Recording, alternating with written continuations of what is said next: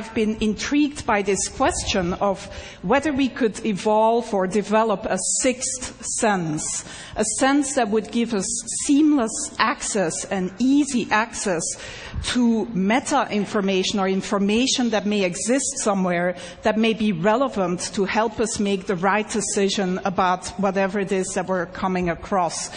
And some of you may argue, well, don't today's cell phones do that already? But I would say no. When you meet someone here at TED, and this is the top networking place, of course, of the year, you don't shake somebody's hand and then say, can you hold on for a moment while I take out my phone and Google you? Or when you go to the supermarket and you're standing there in that huge aisle of different types of toilet papers, you don't take out your cell phone and open a browser and go to a website to try to decide which of these different toilet papers is the most ecologically responsible purchase to make. So we don't really have easy access to all this relevant information that can just help us make optimal decisions about what to do next and what actions to take. And so my research group at the Media Lab has been developing a series of inventions to give us access to this information in a sort of easy way without requiring that the user changes any of their behavior.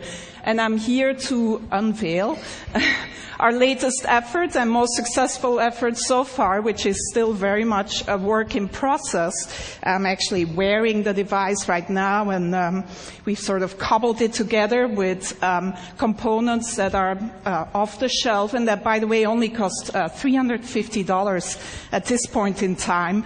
I'm wearing a camera, just a simple webcam, a portable battery-powered projection system with a little mirror. These components communicate to my cell phone in my pocket, which acts as the communication and computation device. And in the video here, we see my student Pranav Mistry, who's really the genius who's been implementing and designing this whole system. And we see how this system lets him walk up to any surface and start using his hands to interact with the information that is projected in front of him. The system tracks the 4 significant fingers. In this case, he's wearing simple marker caps that you may recognize. But if you want a more stylish version, you could also paint your nails in different colors. And the camera basically tracks these 4 fingers and recognizes any gestures that he's making, so he can just go to, for example, a map of Long Beach, zoom in and out, etc. The system also recognizes iconic gestures, such as the take a picture gesture, and then takes a picture of whatever is in front of you. And when he then walks back to the Media Lab, he can just go up to any wall and project all the pictures that he's taken, sort through them and organize them and resize them, etc. Again, using all natural gestures. So some of you most likely were here 2 years ago and saw the demo by Jeff Hahn, or some of you may think, well, doesn't this look like the Microsoft Surface table? And yes, you also interact using natural gestures, both hands, etc.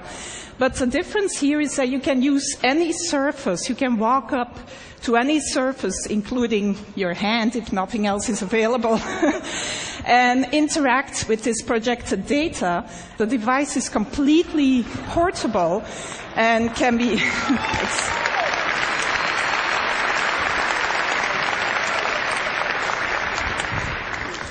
So one important difference is that it's totally mobile.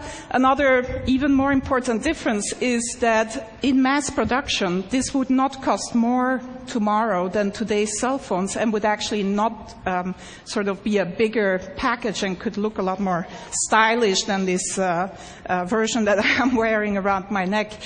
But other than letting some of you live out your fantasy of looking as cool as Tom Cruise in Minority Report, the reason why we're really excited about this device is that it really can act as one of these sixth sense devices that gives you relevant information about whatever is in front of you. So we see Pranav here going into the supermarket, and he's shopping for some paper towels. And as he picks up a product, the system can recognize the product that he's picking up using either image recognition or marker technology and give him the green light or an orange light. He can ask for additional information.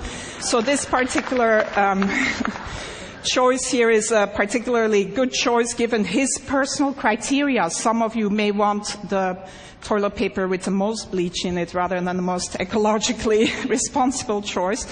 But if he picks up a book in the bookstore, he can get the Amazon rating, gets projected right on the cover of the book. This is Juan's book, our previous speaker, which gets a great rating, by the way, at Amazon. And so Pranav turns the page of the book and can then see additional information about the book, reader comments, maybe sort of information by his favorite critic, etc.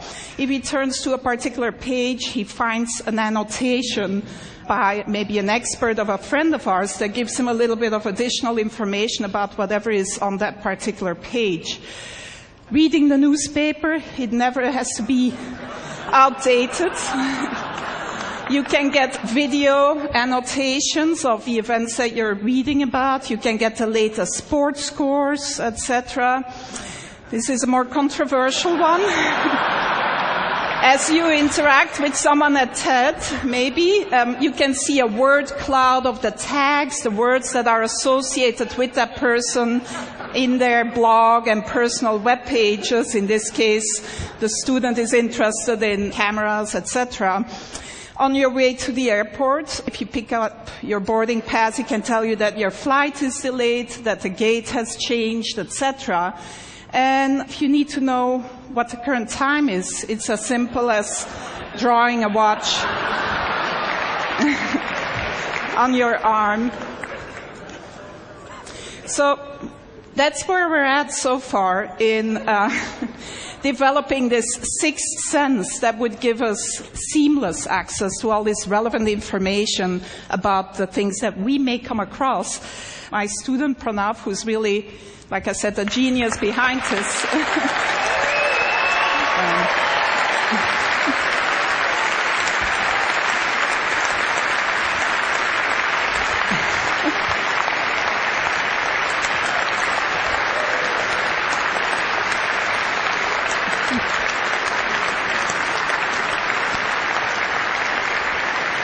He does deserve a lot of applause because I don't think he's slept much in the last 3 months, actually. And his girlfriend is probably not very happy about him either. But it's not perfect yet. It's very much a work in progress. And who knows, maybe in another 10 years we'll be here with the ultimate sixth sense brain implant. Thank you.